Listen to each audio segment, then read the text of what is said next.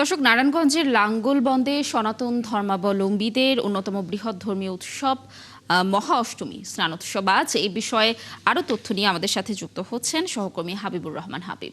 হাবিব, পুণ্যার্থীদের সমাগম কেমন দেখছেন, আর আয়োজকরা কি বলছেন? নিরাপত্তা ব্যবস্থা নিয়ে প্রশাসনের কি ধরনের তৎপরতা রয়েছে, জানাবেন বিস্তারিত।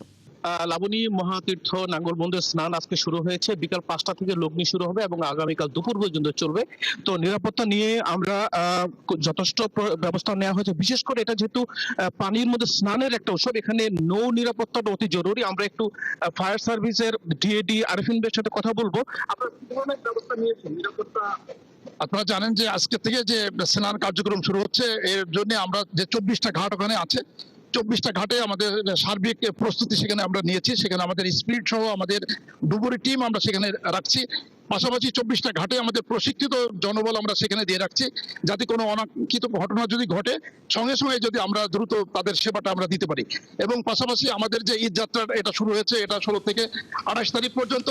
এখানে আপনারা জানেন নবীগঞ্জ ঘাট এবং আমাদের বন্দর ঘাট, এখানেও যে আমাদের ডুবুরি টিম এবং আমাদের প্রশিক্ষিত জনবল সার্বক্ষণিক এখানে আছে, যে কোনো দুর্ঘটনা যাতে সহজে তারা মোকাবিলা করতে পারে। লাবণী, এর বাইরে জেলা পুলিশ। হাবিব, ধন্যবাদ আমাদের সাথে যুক্ত থাকার জন্য। দর্শক, মহা অষ্টমী স্নানোৎসবের সর্বশেষ তথ্য জানানোর চেষ্টা করছিলাম।